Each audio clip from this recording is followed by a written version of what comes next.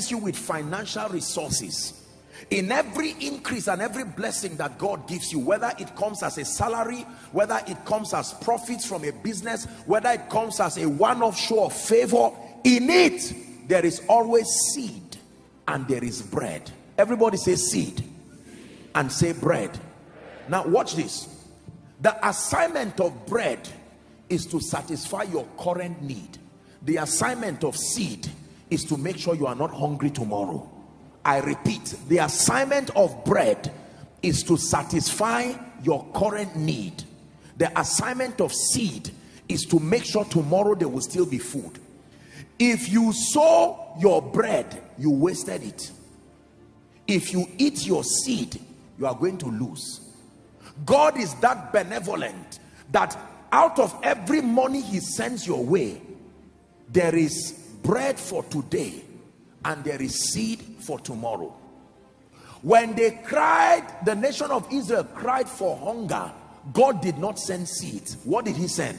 Bread. Because they needed to eat it immediately. Now here is what most people do, and I want to observe this respectfully speaking. Most of our elderly ones, people within the ages of say 80 down to say maybe 70, 60, that generation focused so much on seed and they forgot bread. That means they were so futuristic about securing the destiny of children and children's children that they forgot today. There are many people, it's until they die you see how much they are worth. Now the children discover that this man who died had properties that he bought around, but while he was alive there were times in that house they did not have food to eat. He did not know that out of all the monies that God brings, there is bread and there is seed. He carried both bread and seed and sowed it into the future. And now people were hungry and he himself did not benefit from the blessing of the Lord upon his life. And then you value 1 or 2 plots of land or 1 or 2 hectares of land, and you find out that he left a total of 100 million.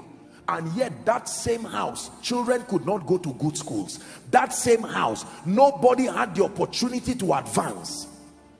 That was a mistake. Now our generation of young people, our mistake is that we do not understand seed. What we understand is bread. Are you getting it now? So let tomorrow go places. We eat both bread and seed today, and then you find out someone who is supposed to be blessed today becomes a pauper and a beggar tomorrow overnight, because they were bread conscious and not seed conscious. Are you learning something tonight? That there was a generation that focused on seed and ignored bread. You would find people who never built a house by themselves, yet they had their assets and everything was in millions. Nobody benefited from their money, not the kingdom, not them, not their children, until they died. And then you have people who come to claim the inheritance who have no basis coming to that family because they were focused on the future. It is only when you are alive that you can get to the future. God is that benevolent to bring bread for today and seed for tomorrow. But when you have a generation that also, as a revenge mission, I won't suffer, my father, he has done his own, he has gone, me, I will enjoy my life now. Let me tell you this, remember, this is a deliverance service. Let me tell you this: if you think like that, you will be naked tomorrow. It is painful to taste of the wealth and the prosperity of this kingdom, and then tomorrow you go back and have a worse tomorrow than your yesterday. The path of the just should always be as a shining light. Are we together?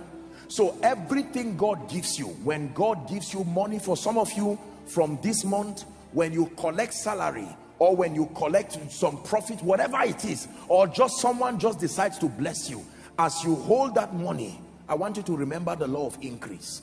Increase is not just something you do through business. It is a law that what you are holding in your hand, there is seed and there is bread. There is a part of it that is for tomorrow and there is a part of it that is for today. You must be honest enough to be fair on yourself with the bread that is for today, but you must also be disciplined enough to allow the one that should get into tomorrow to get tomorrow. Let me tell you this. If you were to meet your accountant and ask him, please, I need a total of every money that has entered my bank account from when I opened it, you will repent for 1 year for the kind of wastage. You will sit down and say, I can't imagine that 100 million has passed through this account, 1 billion has passed through this account, but no house, no car, no education. Where did it go to? I will tell you, you ate both seed and bread. Is God speaking to us? Don't say, Apostle, all that I earn is just 50,000. What will it do? Every seed is small. There is no seed that is a tree. There is no seed that is as big as my hand.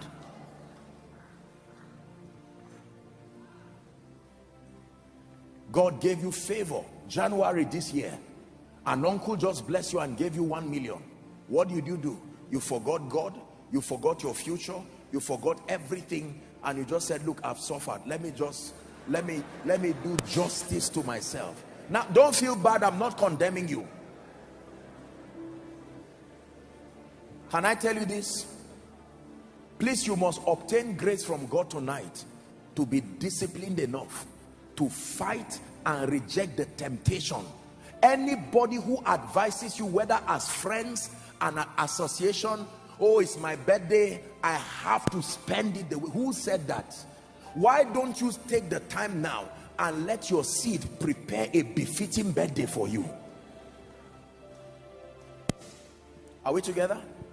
There are people you see, I don't mean to insult you, but there are people who all they have in their account, home and abroad, is 500,000. Yet you will see them in a hotel where billionaires are.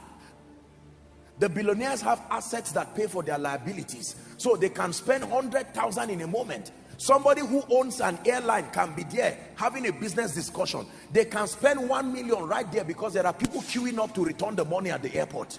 They are not stupid people. And then you find someone in their midst who, are we together? God is speaking to us. The house of God is a place of wisdom. Can I tell you this? Listen, please look up.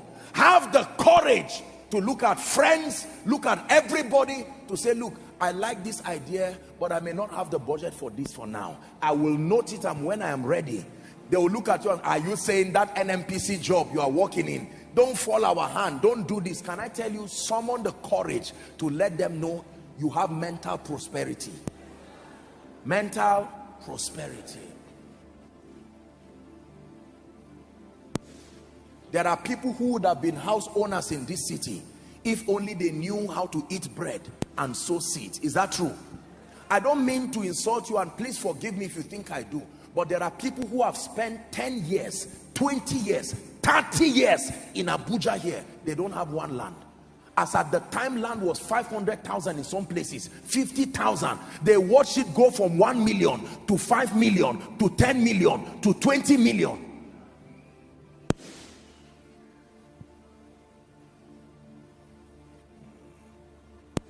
There are people today, as at the time they got their houses, the surrounding lands were less than maybe 1 million. They watch people come, and today the only thing they have is a little, maybe half plot, and they had the money.